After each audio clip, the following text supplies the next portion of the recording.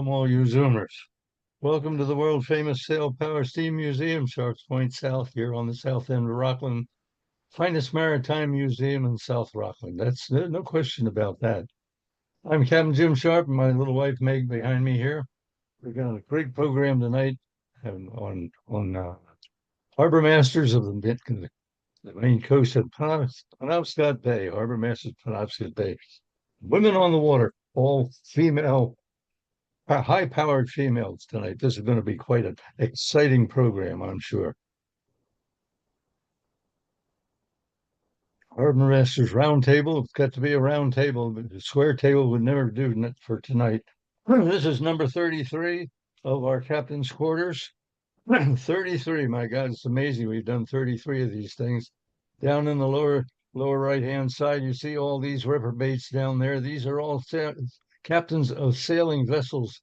The Camden Windjammer Fleet, the Rockland Windjammer Fleet, all of the windjammers of the bay there, these guys were all captains on them at various times.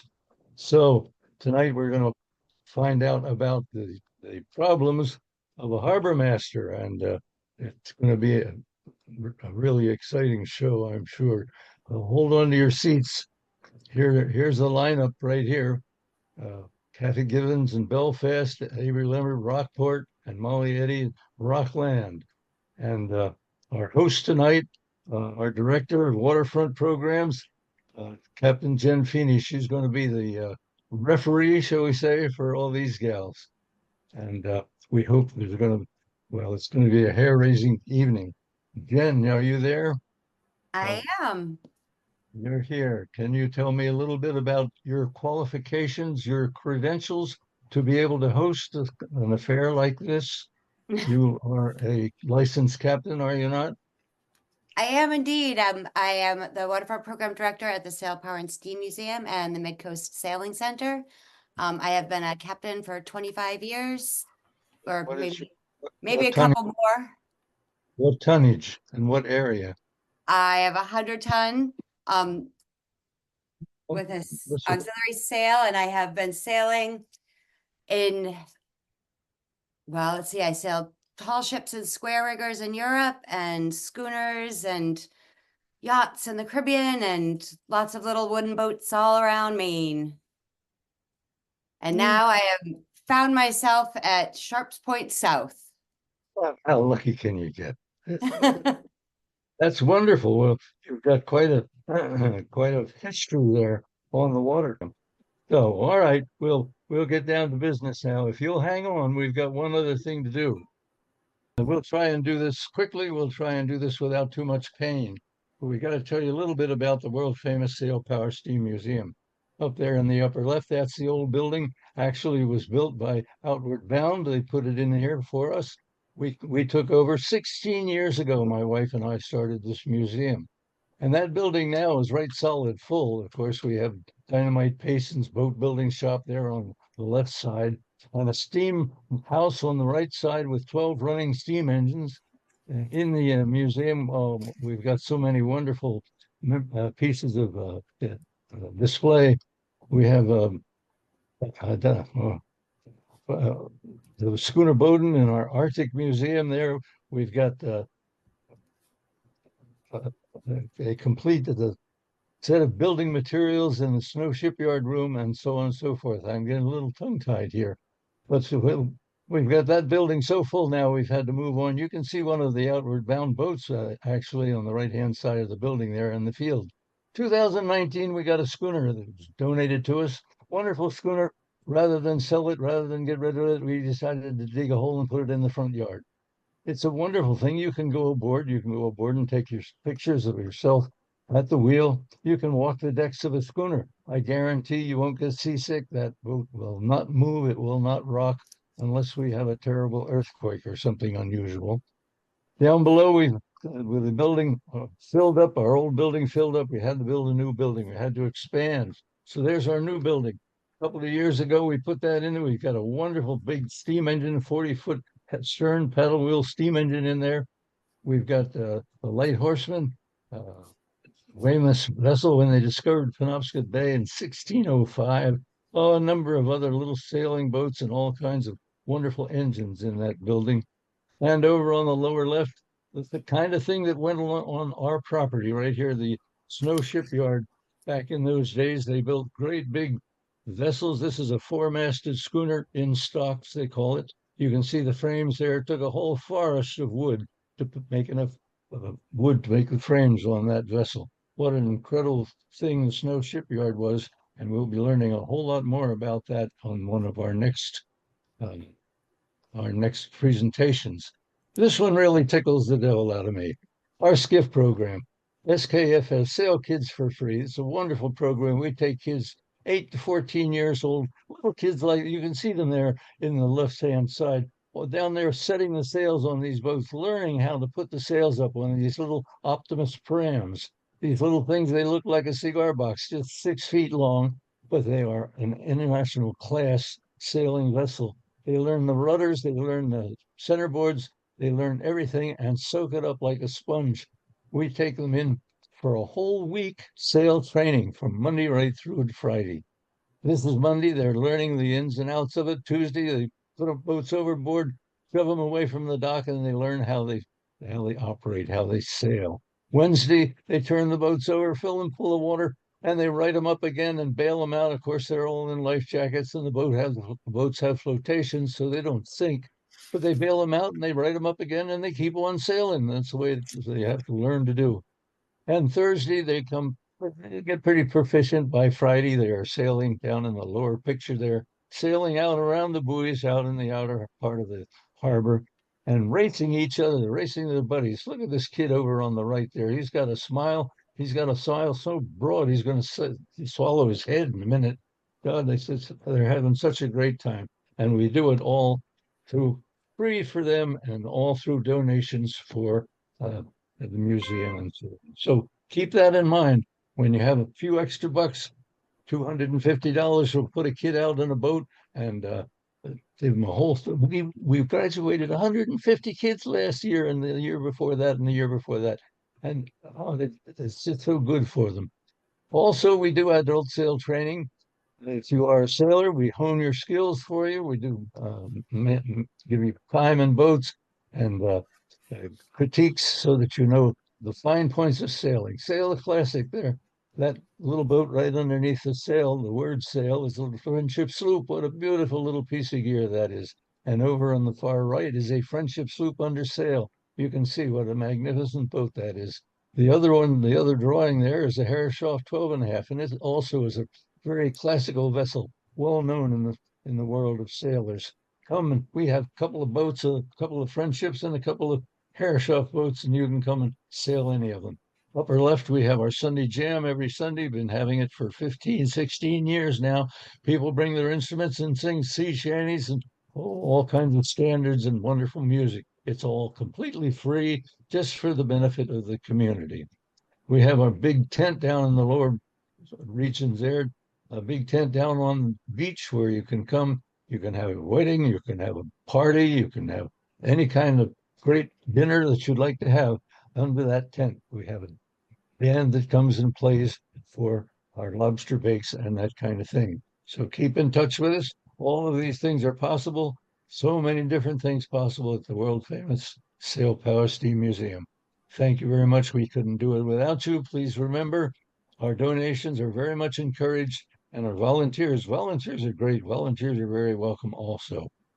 So now I'm going to ask you, Molly, particularly Molly, this is Rockland Harbor. And if you were the person standing there on the rock, and one of those boats out in the middle there wants to get underway, what do you suppose you would do? That's the way the harbor was, the snow shipyard right there on the south end of Rockland. Uh, just that one shipyard had that many boats in it. Isn't that kind of scary? Well, all right, Jen, I want you to take over now. You're the host, and I'm going to sit back, put my feet up, and I'll try not to snore very loudly. I guess Thank that won't you, happen. Jim. It's going to be an exciting show. Go for it. Thanks, Oh, Jim. And a huge welcome to Kathy, Abbie, and Molly, and thank you all so much for joining us. We were hoping that just to start off, you could each introduce yourselves if you want. We have Kathy starting from Belfast, and you want to just give a brief introduction. Let us know how you started your career on the water and how you became what was your path to becoming a harbor master? Yeah, thanks very much for having me, and it's wonderful seeing so many people that are plugged into this. It was not a job I was aiming for, and I don't know if there are many harbor masters that really plan to be a harbor master. I kind of fell into it. I was working at some boat yards, boat builder down in Lincolnville and a boat yard here in Belfast, and kind of just graduated into working for the city. It was fairly intimidating when I started, but it was a great fit for me because I'm real interested in maritime law, and there isn't a dull moment. Every day is great. So yeah, it was not something. I actually went to school for forestry and wildlife management, but when I started coming to Maine from Western Massachusetts, I just really loved the water. So it's a great job if you like the water. And how did you end up as the Belfast harbor master? When I was working at Belfast Boatyard, which was right next door, I started there working on the boats, but more and more I got into doing office work, ordering administrative stuff, paychecks, all of that. And I really wanted to be outside doing things on the boat. So the city one summer was looking for an assistant harbor master, and the harbor master then was part-time. Quite a different harbor back then. This was 30 plus years ago.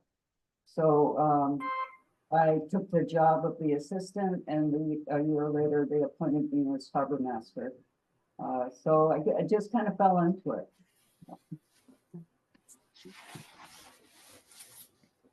How about you, Abbie, moving south down the coast? Yeah, sure. Hi, everybody. My name's Abbie. I grew up on the water. I grew up in Camden, neighboring town who we don't mention in Rockport. Just kidding, we do. And I grew up sailing and boating on the bay with my family. And then I went away to school for journalism in Vermont. And I had just always spent time on the water. I taught sailing at the yacht club from the time I was about 15 till the time I was about 20. And then I directed the program for several years after that. And came back. I got a 100-ton captain's license and was doing some racing in the area. Worked in some marinas in Charleston and did a stint in the Bahamas. Shout out to Jeff Lowell. I see you there. And did that for a bit and came home. I was doing some private captaining in the area, and the harbor master job for Rockport came up, and I didn't even think about it, but my dad said, if you don't put your resume in, I'm going to do it for you. And I thought, I had a snowman's chance in hell as a 28-year-old female to get the job. Never really something, as Kathy said, that you aspire to, especially as a, late 20s female. But I threw my hat in the ring late, as is my, as per usual. And here I am. It's been about 18 years. So, yeah, pretty awesome. Pretty good job. Molly? Hi, everyone. Molly Eddy here, Rockland Harbormaster. Well, Abbie was one of my sailing instructors. Correct. Started out in small boats. My dad is a yacht model builder. And it was just sort of always around. When I got into high school, started thinking about like what direction I was going to go. I was taking ballet and I was rowing in Rockland Harbor through the ice in the winters. And I decided that I probably stood a better chance of continuing to dance while shipping out or sailing, but probably couldn't do it the other way around. So I didn't go to school directly, but I ended up at Maine Maritime. I hold a 1,600-ton ocean master's ticket and have done a fair amount of sailing in a lot of different directions, and have done a lot of other things like food service and teaching in various capacities. And then my, like 3 years ago, my boyfriend noticed that the Rockland Harbormasters needed an assistant, and he suggested it as a joke. But it sounded like a decent idea at the moment. So I put my resume in, I got hired. And then 6 weeks after I got hired, my boss quit. So I ended up stepping up into the role and eventually getting hired as the full-time harbor master. I now have a full-time, Rockland has a full-time year-round harbor master and a full-time year-round deputy. I'm working on getting some additional help. But I now have a deputy, Arthur Hutchinson, who is a delight and used to work in public works and is also an ex-fisherman. So he's kind of the other side. Well, one of many other sides of the harbor master role. Because I'm still not like, I'm not a complete Luddite, but I'm not like the best with office technology. So working on that part and looking for some help on that in the office in a structural way. But that's sort of how I ended up. Well, that's a perfect segue, because right now we wanted to move into maybe the three of you could talk about what is the role of the harbor master? Like, what are your day-to-day responsibilities? You know, I know a lot of us see you all in the summer, but it's obviously a year-round job. What are some of maybe the biggest challenges you have, some of the, you know, things that you need to balance, and so the funniest and most rewarding parts of your job? You want me to start? Sure. Go for it, Okay. Abbie. You're right. It really does depend on the time of year, and every harbor is different. For Belfast, you know, we have a small marina and a sizable mooring field. Commercial fishermen, the tugboats, big shipyard. So a lot of my time in the winter is paperwork, unfortunately, and that just gets more and more and more unbelievable. But you know, typically in the winter you work on your budget and what your fees are going to be for the next season coming up. Contracts for charter boats and you know, any other for Belfast commercial use on the docks, you have to have a contract. Updating the mooring data. There's just a lot of little things that you have to keep up on. In the summer, for us, it's totally working with the boats that are coming in and out on the docks, taking care of mooring questions, and just in general, acting like the Chamber of Commerce. So because we have so many people that come down the hill in Belfast and they see the water and they just end up down at the water. So you get every question from where's the best lobster to, you know, what lake is this? So, you know, just a little bit of everything. So that a lot of PR with the job, a lot of PR. You know, and then the stuff you have to do, like stay up with the state federal laws and just manage things. So the harbor stays safe. You know, that's the biggest thing. That's your biggest goal, is making sure things stay safe and run properly. So there's a lot to the job, it really is. And that's what makes it interesting for me. Yeah, I'll pick on all that. It really depends on the day. People come into my office a lot of times and say, "Well, what do you do here?" And, it's sort of like met by like, okay, well, I like to joke that we're part boat captains. We're sometimes psychiatrists when people come into our office and just want to chat. We're firefighters, both literally and proverbially, to put out fires, whether in a fight with fishermen or actual fires. We're police officers because we got to chase people down. We're carpenters because we got to fix the docks. We're plumbers because the water's now leaking and now we have to fix the water. We're boat painters because we have boats and they need painting. And we're a lot of things at a lot of different times. So gone are the days where you could just hang out and train a seal and sit and smoke cigarettes and just kidding. Shout out to Harry Goodrich, who was I love the history of Rockport, but the job is just this. It's really all encompassing, and we just have to be a lot of things to a lot of people, depending on the day and depending on the seasons. In the springtime, we're just all out getting things going, getting things ready, fixing things, putting things together. And then we're sort of putting out fires, for the rest of the season when they come up, and just kind of have to, at a moment's notice, shift gears to whatever comes up. Yeah, and Rockland is much the same, but also its own very own unique little ecosystem, right? So like we are also the local expert, in like a hyper local expert, more so than a pilot, a maritime pilot, to clarify.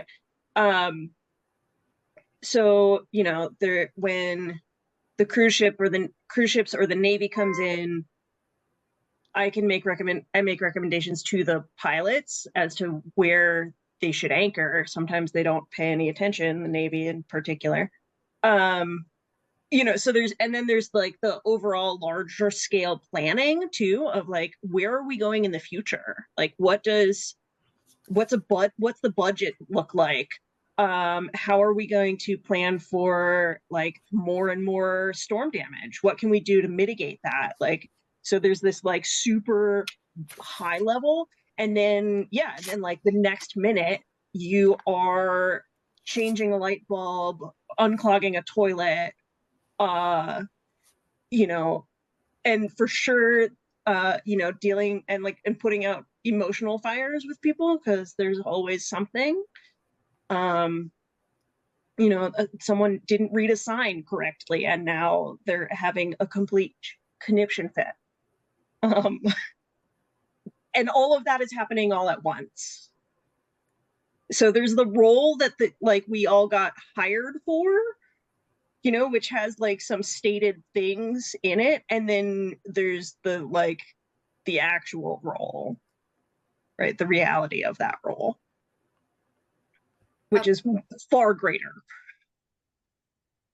Well, so speaking of the reality of the role, one of the things that I think we as our big community here is what are some of the things going on in the harbor these days? Like, not only maybe the services or things that we can use, like dinghy docks and how we as a community can use the harbor, but what are some of like the infrastructure projects you guys have going on?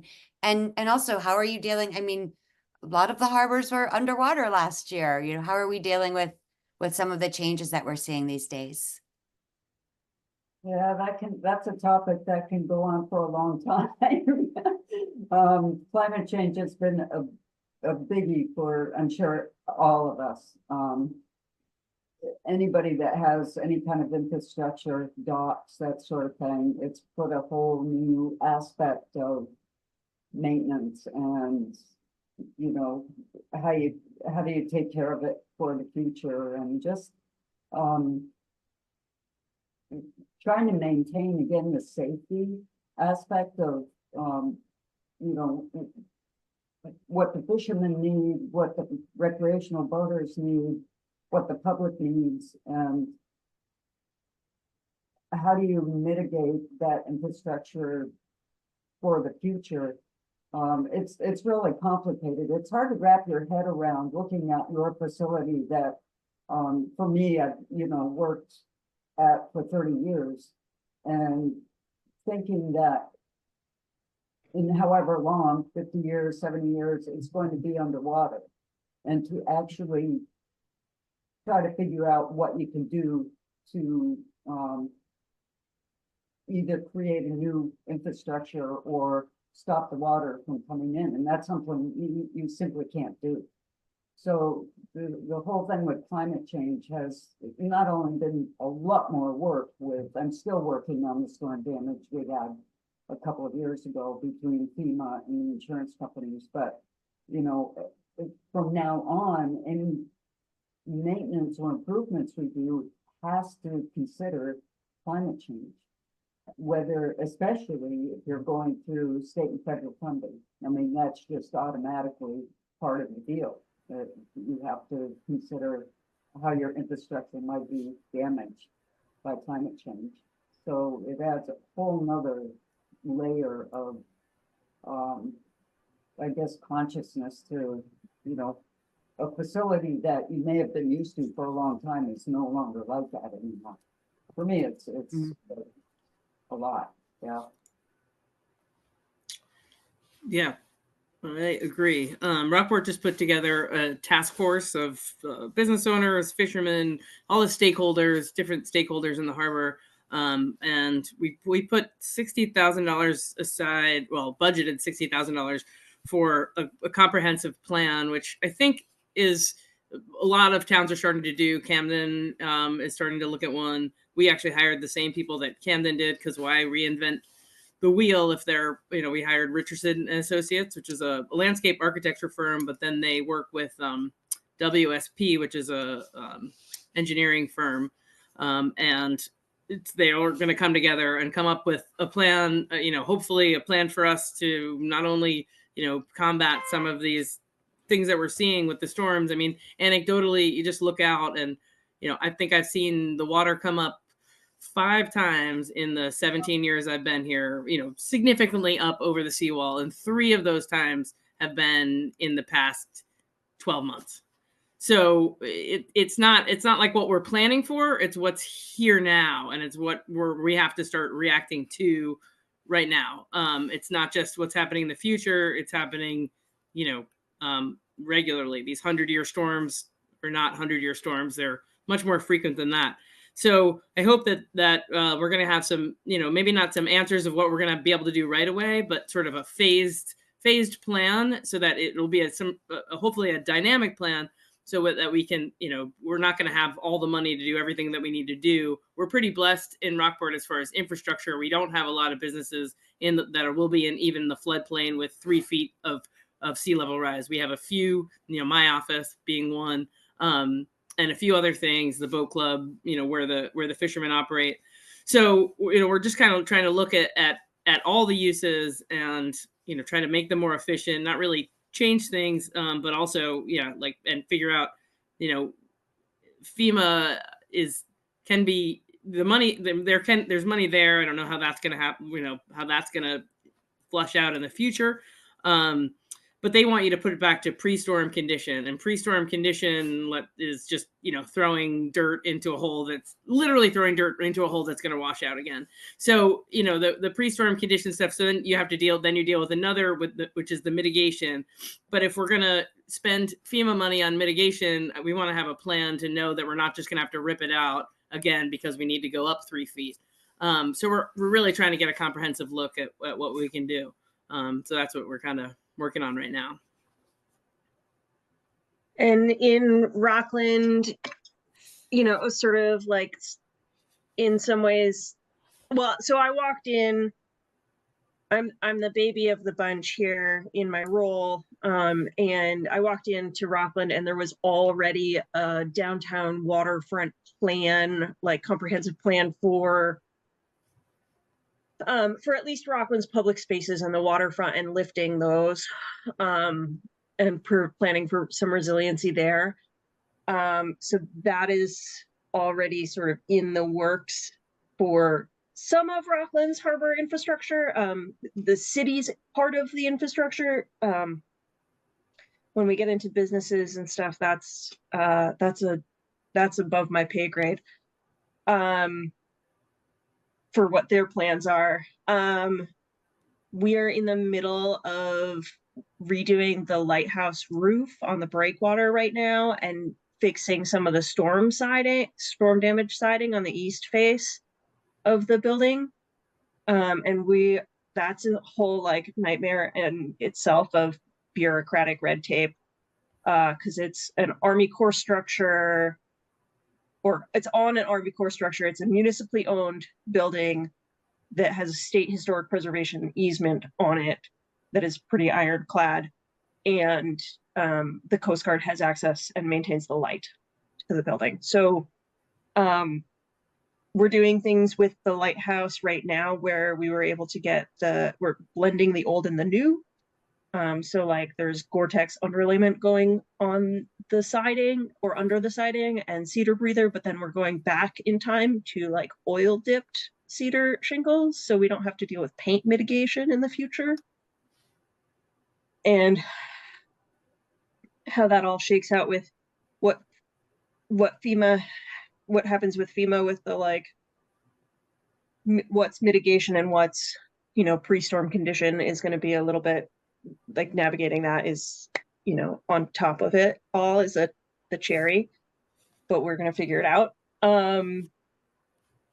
And I did get the Army Corps, get the breakwater on the Army Corps list so that we can start the process of having them study it and see if we can get a cap on top to basically raise the level of the breakwater to protect the rest of the harbor behind it. But that won't do anything for the Coast Guard base on Tilson Ave, right?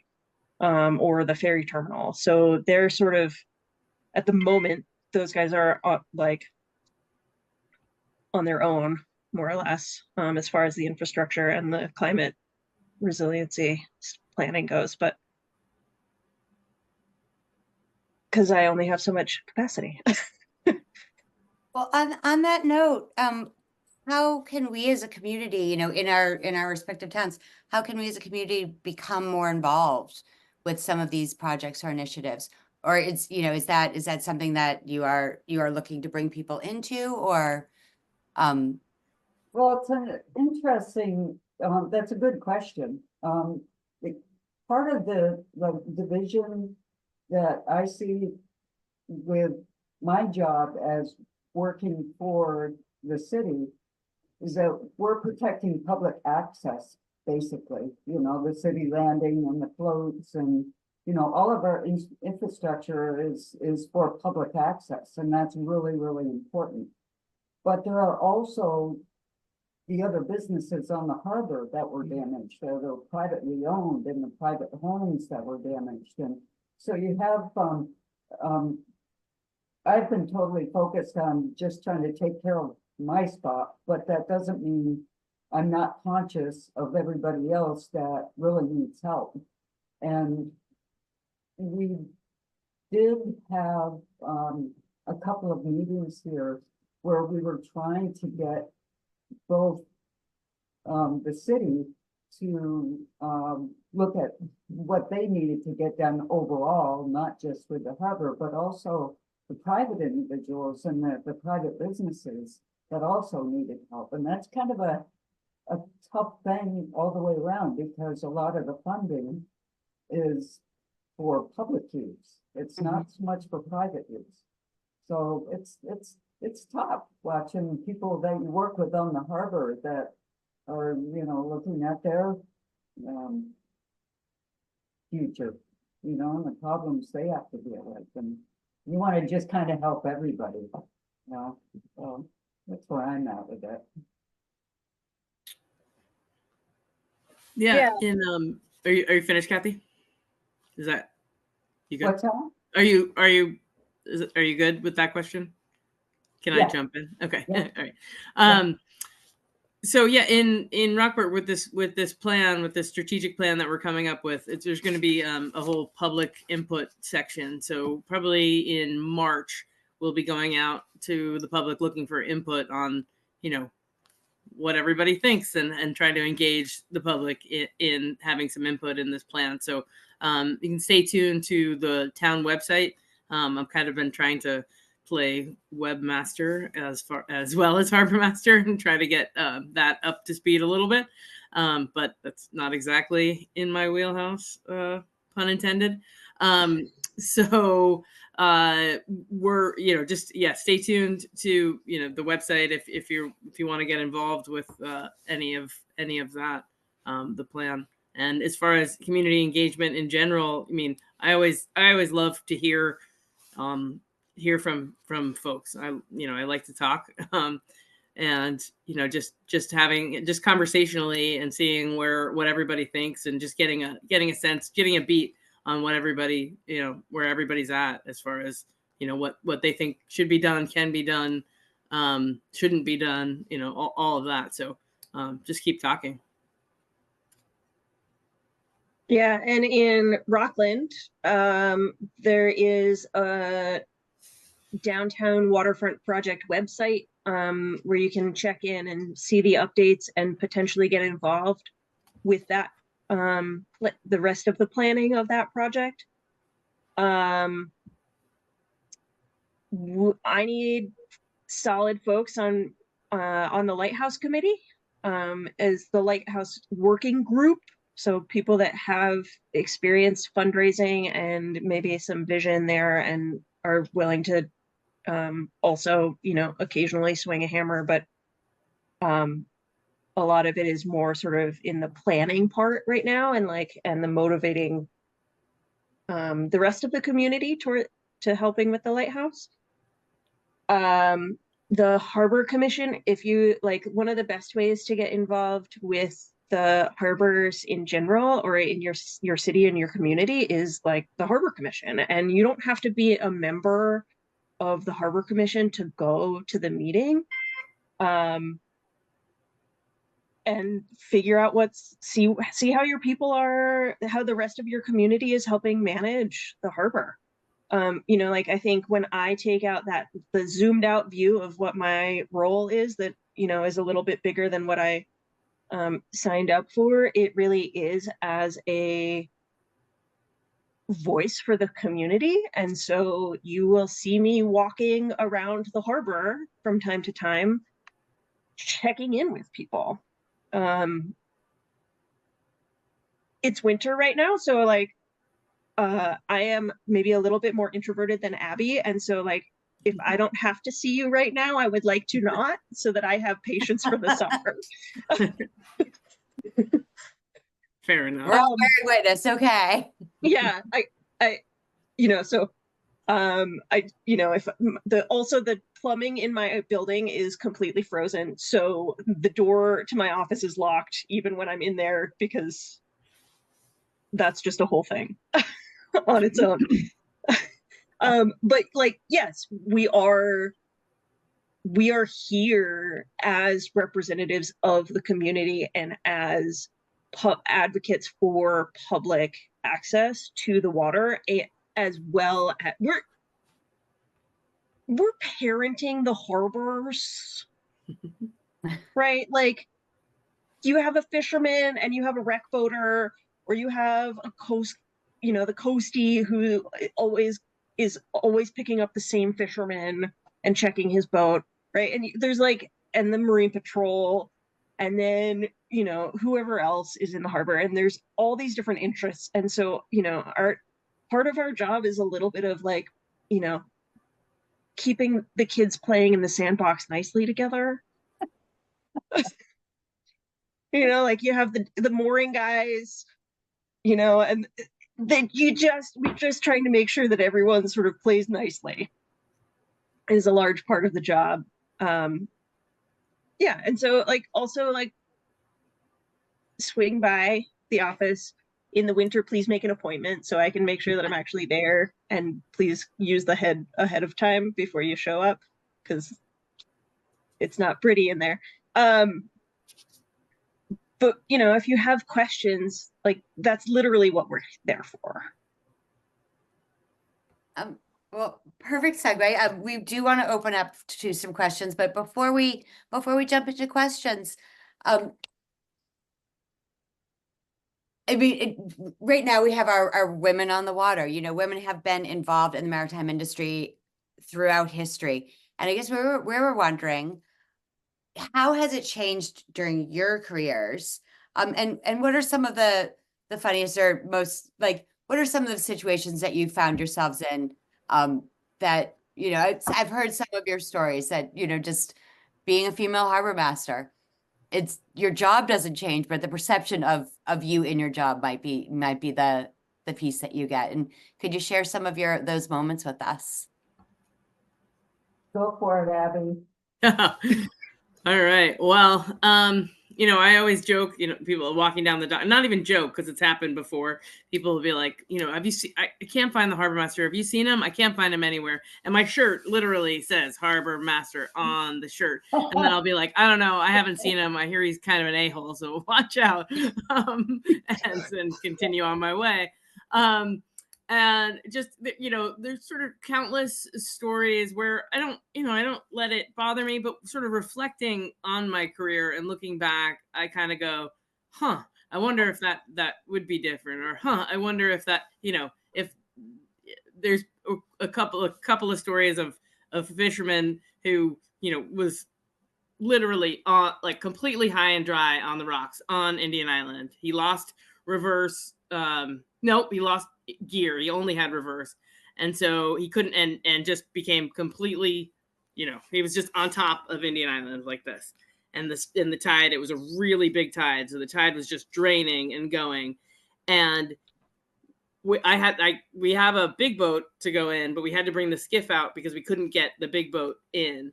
And his reluctance to sort of get in the boat was just so palatable. Wasn't a big man at all. And I'm not a small person. I'm not giant, but I'm not totally small. And I just kept trying to coax him. And then I could just see that he was not going to come. So we come in and I just stood up on the bow and I might've said something like, get in the bleeping boat. And the story goes that I just sort of grabbed him by the shoulders and just like picked him up and put him in the boat. And his dog came after that, and you know, everything was fine. But just, you know, sort of a little bit of reluctance to like, oh, what might you know, because you're a female. I mean, that was on the dock when I worked on the docks. People wouldn't throw me lines. They wouldn't throw me.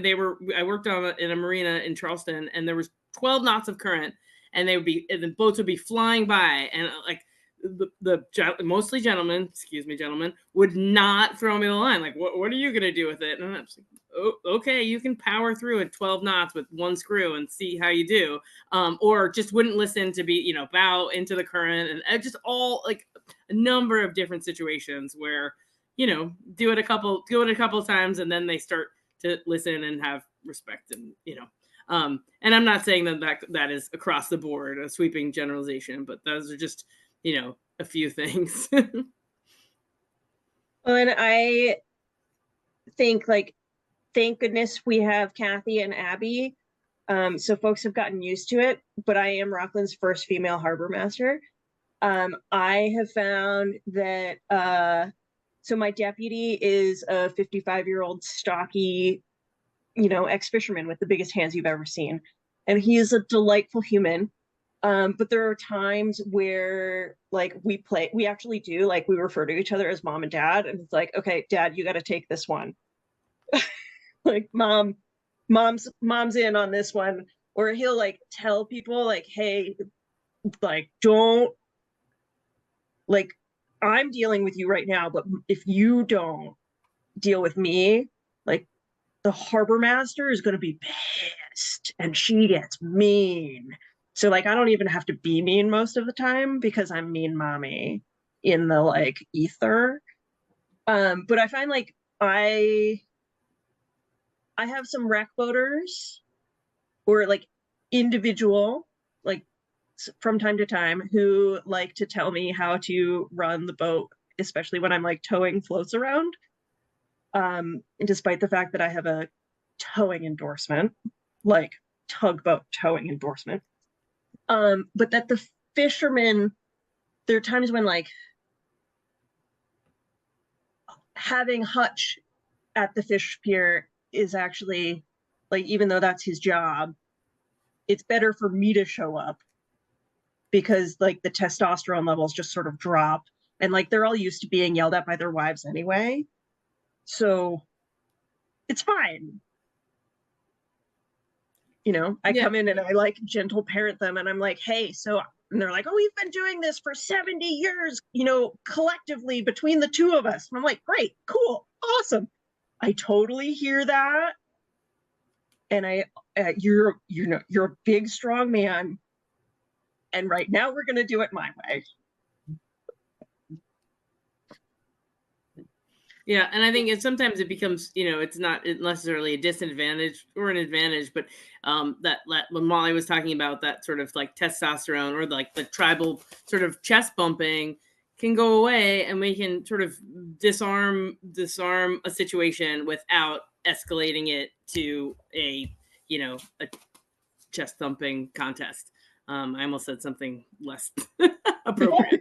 You can fill in the blanks, but you know, I like to think that, yeah, and, you know, and becoming, you know, I only became a mom halfway through my tenure as Harbormaster, but I do find that those skills are helpful with my boys and fishermen mostly. Well, and like not all of it is just like parenting. Is like, it's not like top down necessarily. No. Sometimes, you know, sometimes it's like I don't play damsel in distress in my own life, in my personal life.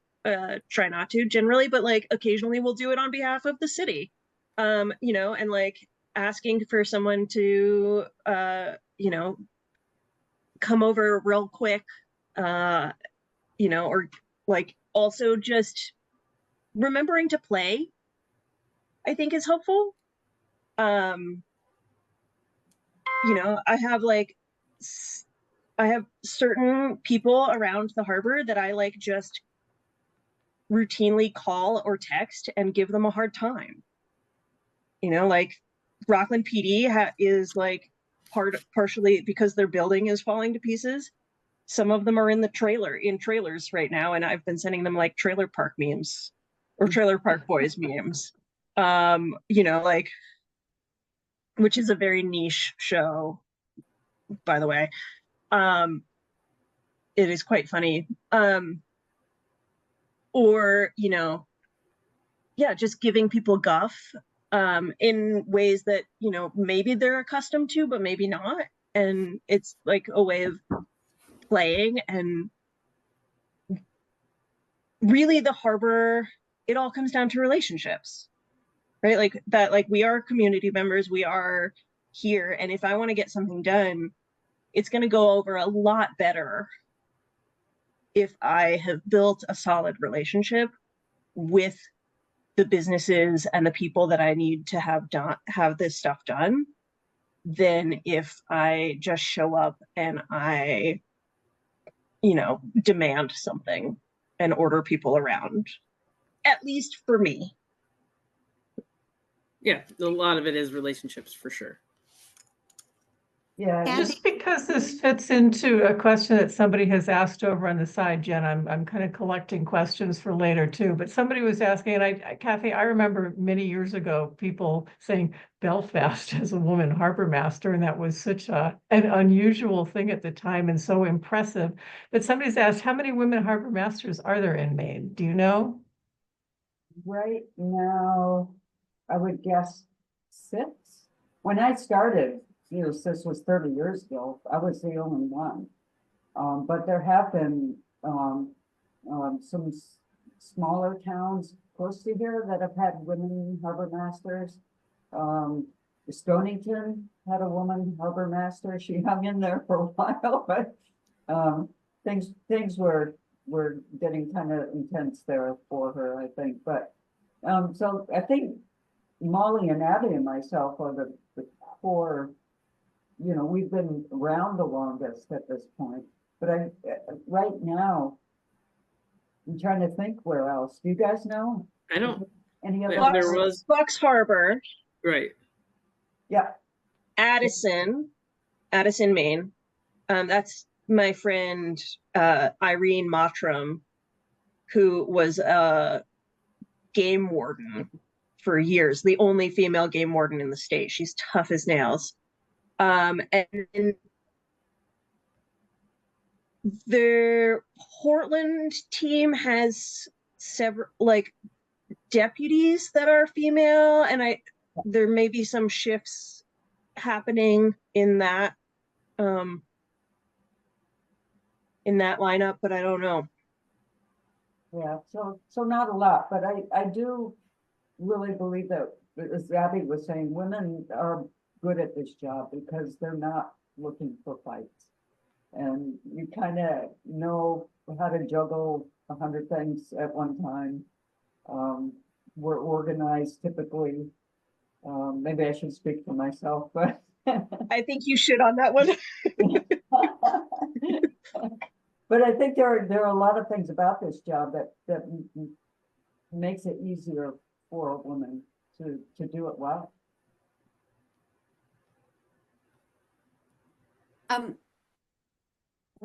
We'll bounce back to that, but Robin, as Robin just mentioned, there are a bunch of questions that have popped up on the side. Maybe we could, as we're kind of coming up to an hour here, we could leave some time for some questions. And I see one for Belfast for sure. What is the scoop with the giant inflatable yellow ducks? Yeah, the ducks. Oh, the ducks are good fun. It's all I can say is they're from Islesboro. They didn't show up this summer, but I do hope they come back. They make a lot of people smile. It's just amazing. They kind of fit Belfast because we're just so eclectic like that. And they can be in a spot that's not bothering anybody, you know, so it's really, I mean, the Army Corps and the Coast Guard don't like them because there's a structure out there that's supposed to have a permit. How do you permit a duck? So, yeah, I hope we see him again sometime.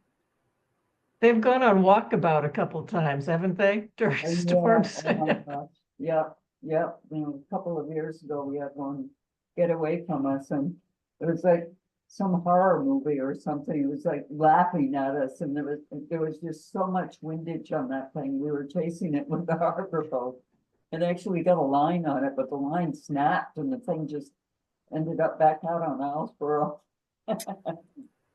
There's some good videos of that. That was good fun. Yep.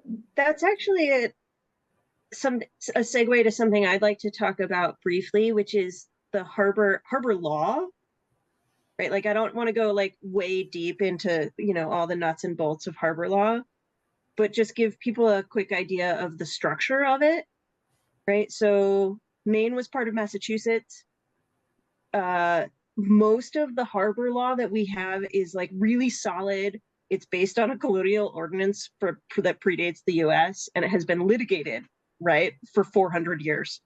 But it's some of the best public access law that I can think of. And so like the ducks not being permitted or being able to be permitted and not falling into, you know, protected categories, right? It's a little silly. But I want people to know that there are protected categories of, right? So the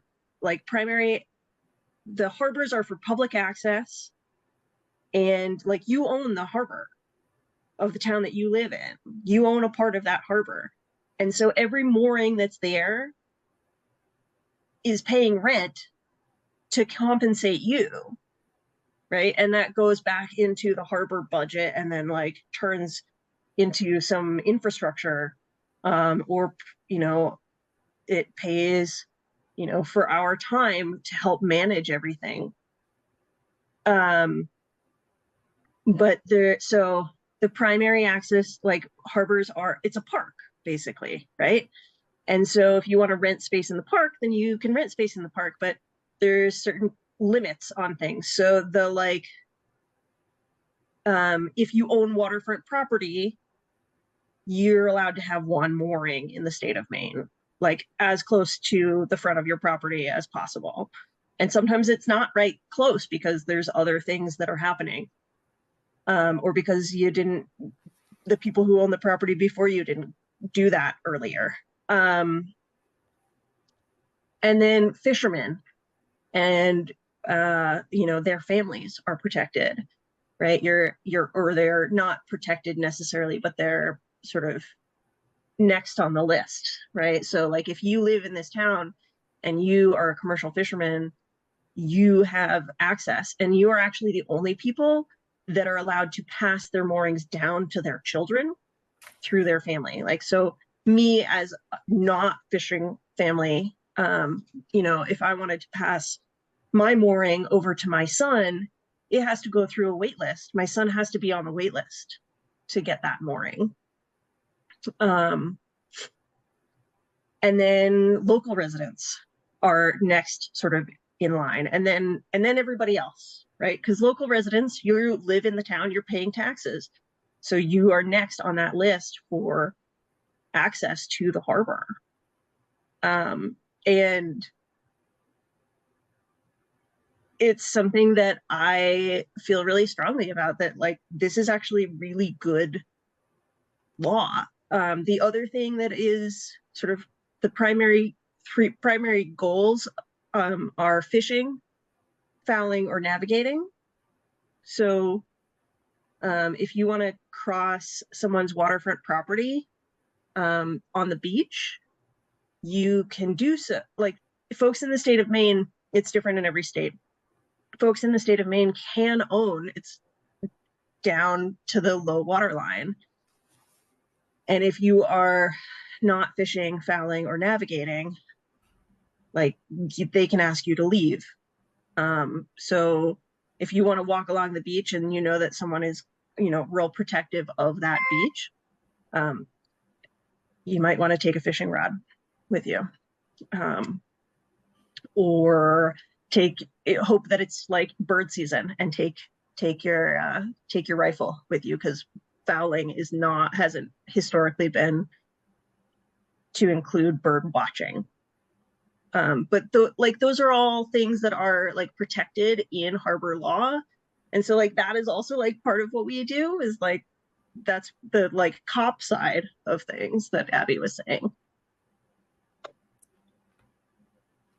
Jen, I don't know if you want to be asking questions on this side, but two questions here that kind of go together.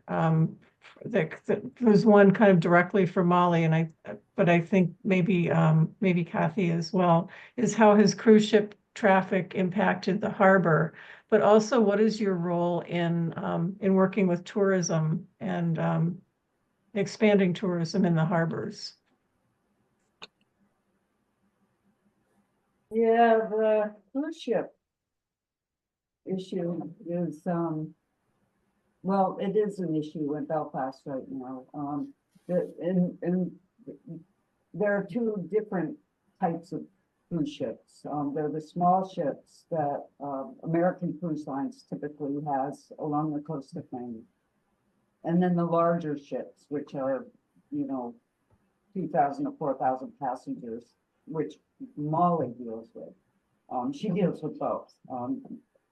We've only got the smaller ones coming into Belfast, and we've dealt with American Cruise Lines for over 20 years. They're a great company, but they've expanded their business into bigger ships and not so much more passengers, but just different ships that the Maine coast can accommodate better. I won't get into that, but anyway, the issue came up with the bigger ship that they brought in last year to the docks, with safety and noise, and there were just some issues that the harbor committee discussed and the council discussed, and right now we're thinking of not allowing the cruise ships in. And the city council has actually made a motion, a couple of meetings ago to do exactly that. So we're working on ordinance amendments. It's kind of a mixed bag of, issues that the ships create, in that some people see them come in, they like to see them come in, they think the passengers spend a lot of money in town, they're good for the community. And that's typically what the state pushes. The state of Maine is got a coalition that is very, they're very much pro cruise ship in the state of Maine. But the smaller ships really don't spend a lot of money in the community. They're high end, they keep people well on board. Once in a while, you'll see them shop in the downtown area, but not to the extent that you can really say they support the community. So it's really kind of tough to justify having a big ship like that come to the dock. Again, when you're trying to protect public access, and you have a lot of users that use your facility, we just ended up making the decision that the cruise ships don't belong here. So we'll see where that goes. As far as tourism, that's maybe the biggest tourism we have on the harbor. But ironically, what was happening last summer is the ships were coming in and the buses showed up, the charter buses, and they started busing people off to different communities. So that was something they had not really done before. And that was kind of a deal breaker for us. Is, you know, it's one thing if people, the passengers stayed in town, but something else altogether when they're going to different places.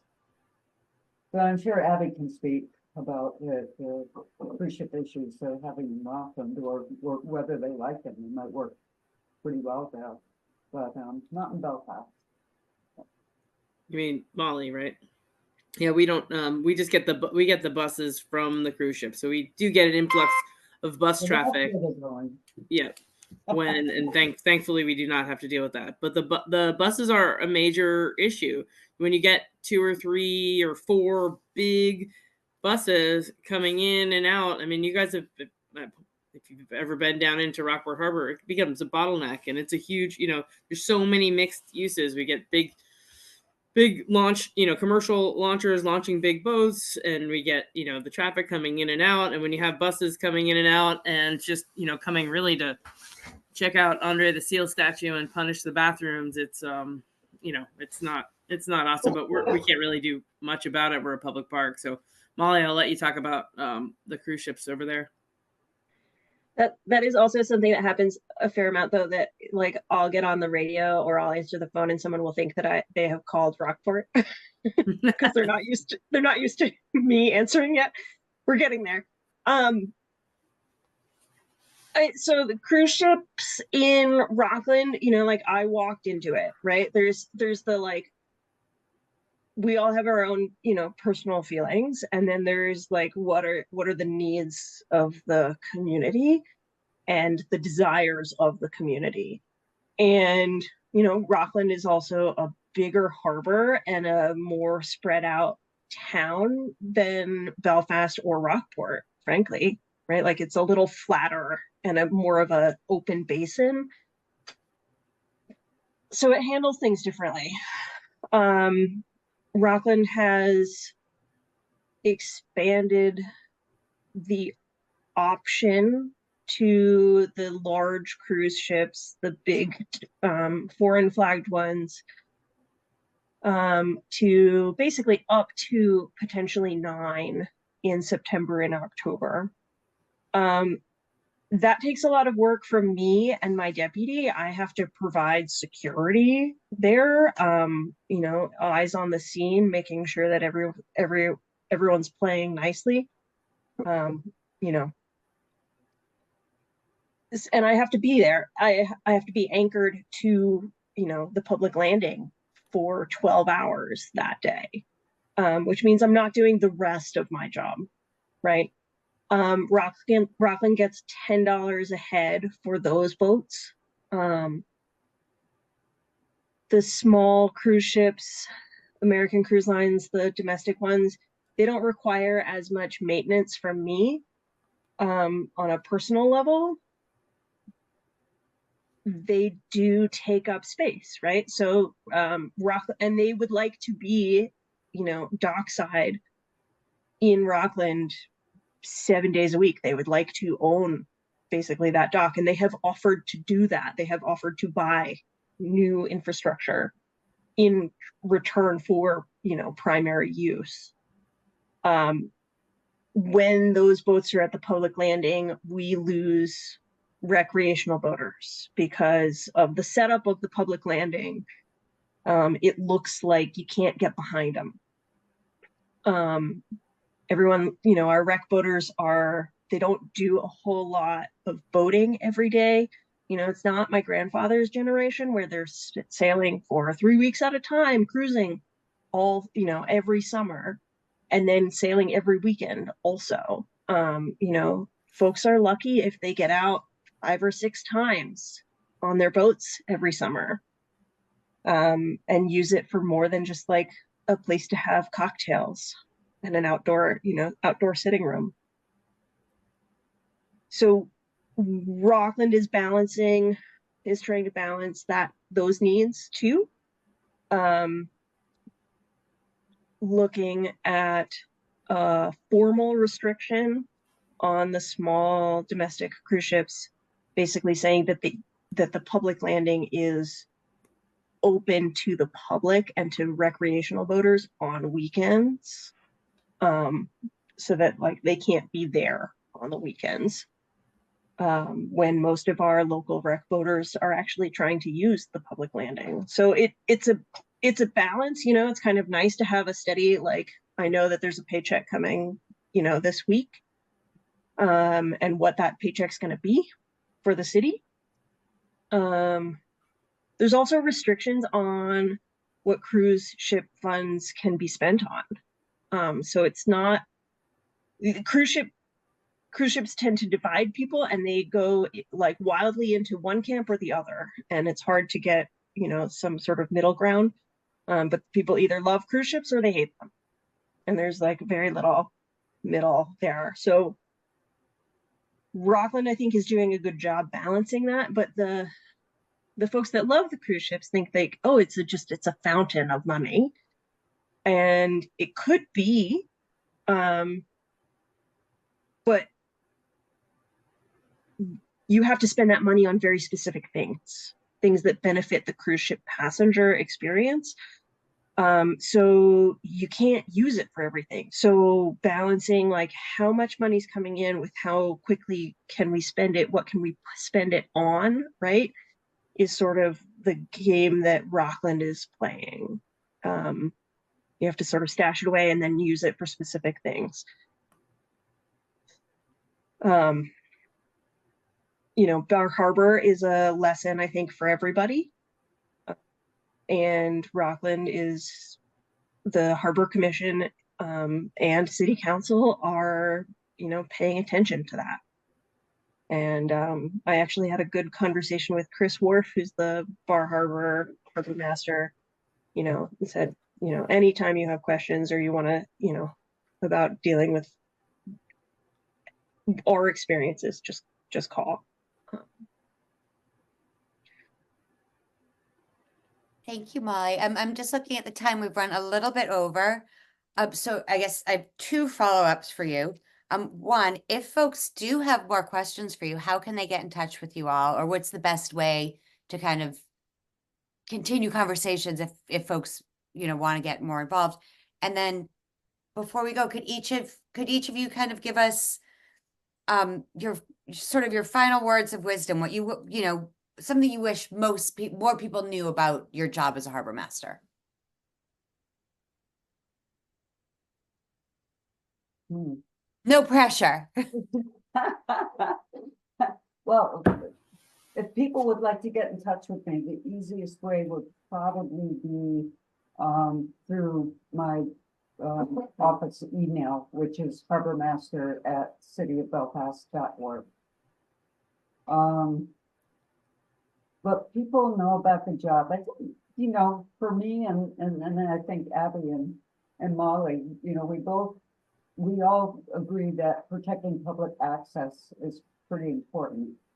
And for me, that is the most important thing for my job. I just really, and I've been involved with different state groups and whatnot that kind of work to do the same thing. The Maine coast has over 5,000 miles of coastline, but only 10% of it, less than 10% of it is developed, which means public access. So the little bit of public access we have is really pretty important. So that's what I like people to remember. We're not just all about rules and regulations. They really mean something.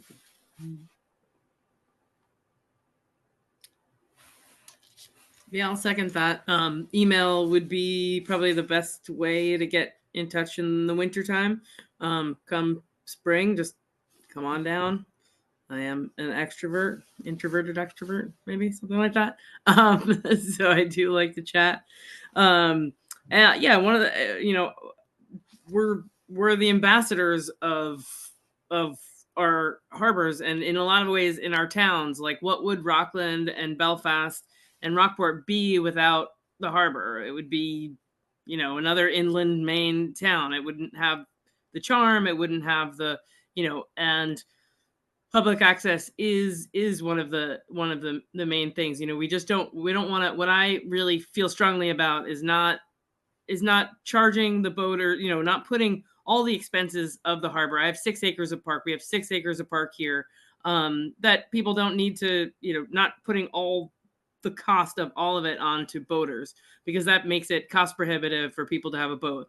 I feel strongly about not having, you know, you can have a 8-foot rowing dinghy on the dock. You don't have to have a big boat on the mooring to be able to access the water. You can pay $100 for your dinghy and get out and access the water. You know, we make sure that there's one dock that's dedicated to mackerel fishermen, to recreational fishermen, so that, you know, people can come down with their, you know, grandkids, or, you know, kids can come down and throw a line in.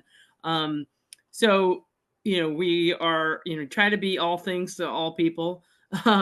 And, you know, we're doing the best that we can. And another thing that I really like is that there's a lot of things to do in the winter. It is not just seasonal.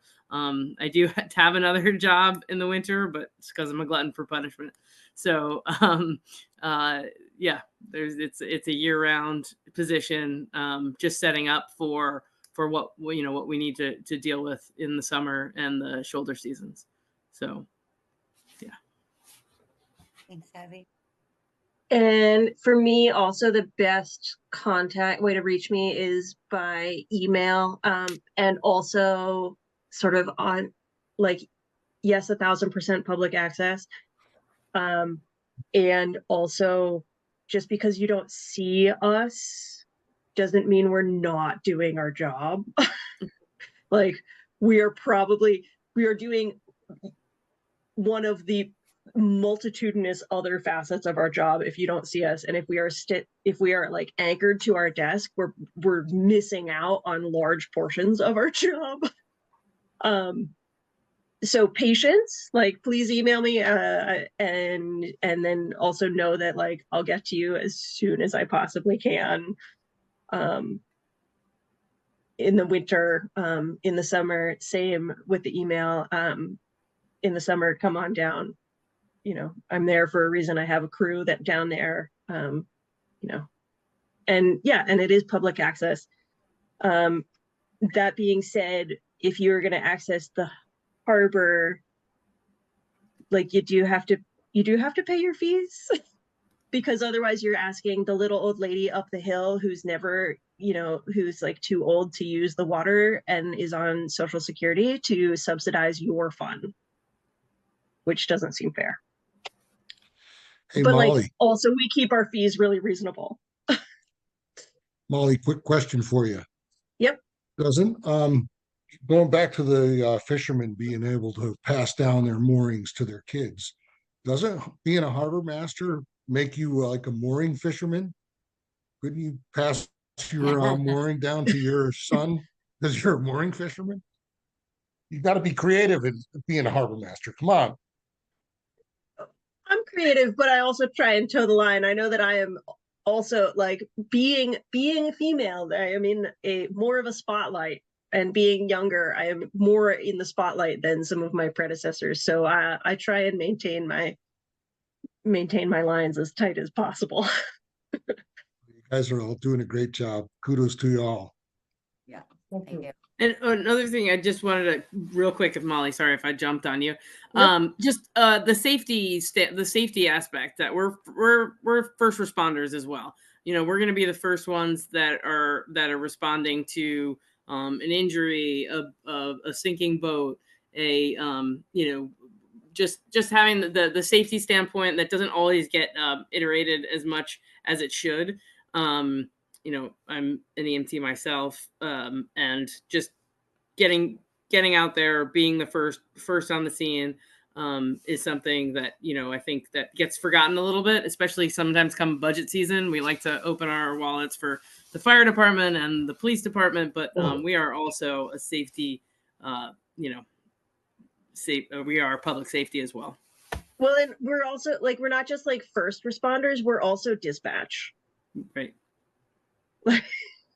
It's like, you know, we have the Coast Guard or, you know, the fire, police, Marine Patrol calling us for the local knowledge of like, hey, do you know this skiff isn't registered anymore and the numbers are all scratched off. Do you know whose skiff it is? Actually, there's a good chance we do. You know, and are they okay? Do you know where they are? Do you have their phone number? Maybe we do. And so like, yes, I sort of in Rockland, because I have the Coast Guard, I have fire, I have Marine Patrol, and, you know, PD. I consider myself a little bit more of a dispatch and a secondary responder. But, you know, sometimes secondary becomes first. Ladies, thank you all for all that you do for all of our beautiful harbors and for keeping access alive for all of us. And thank you everyone for joining us tonight. I believe Captain Sharp, I can see him through the camera here. He looks like he's chomping at the bit to share something with us. Just about to share my screen. Thank you, everybody. Thank you.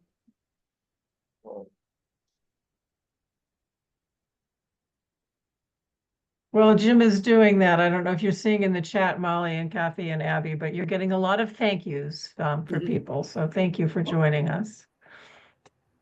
I'm on there, am I, Robin? You are. Yeah, I just wanted to thank you all very much. Being a law enforcement officer is no fun. And by gee, all these gals, I think you really deserve an awful lot of credit for what you're doing. I think you're a lot better at making peace than some of the harbor masters I've seen that really want to jump down your throat before they do anything else. And anyway, I take my hat off to you. Looking astern, I just wanted to show you how many of these wonderful programs we've done. These what do you call them? Captain's quarters.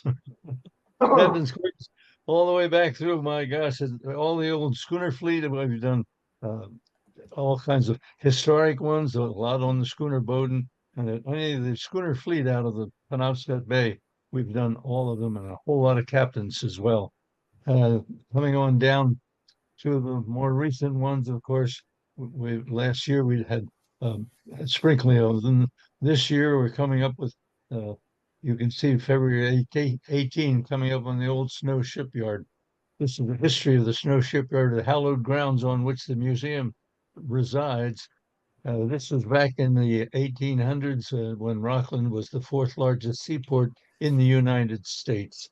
And the hub of a ship building and all of that ship construction was right there where we are on the south end, on the grounds of the snow shipyard. So I hope that'll be a good one. It's going to be two parts. We'll do the other part in March. And we have the Battle of Ink and Ice with Daryl Hartman coming up on March 4th and March 18th, the author of Slocum's Wake. So there we are. And Don't forget, we're still up here in Maine and with programs every other Saturday. We're still in Maine. And if you want a good book to read on these cold, bitter, snowy nights, there's a great book called Reckless Abandon. You can grab it at our museum or several of the local stores. It's a memoirs of my time at sea over about 50 years of sailing vessels. And some of it's even true, you know, you can pick what you want. Thank you very much. Remember, we sure look forward to any donations and any participation you can do with the Sail Power Steam Museum. Thanks for watching. Any other questions, jump right in here and we'll see if we can't take care of them before I pull the plug. No other questions? Okay. Wait a minute, wait, what about Jen's navigation classes and things? Jen's navigation classes, they're underway right now, aren't they, Jen? We do every other Saturday. Well, we have boat talk every other Saturday where we have our partners and local experts from Jeff's Marine or Hamilton, Epiphanes. We have a lot of our local partners are coming in every other Saturday. You can check our website. Come in and have a chat, have some donuts and coffee, talk all things boats. And then every Saturday in February, we have a navigation course. And of course, every Sunday Also on our website. every Sunday we have our Sunday music jam. So we keep And the Sunday heat music jam. keep the heat on all winter long. So come down to the museum and warm up. Thank Thank you, you all. everybody. Thank you all. Night Thank all. you.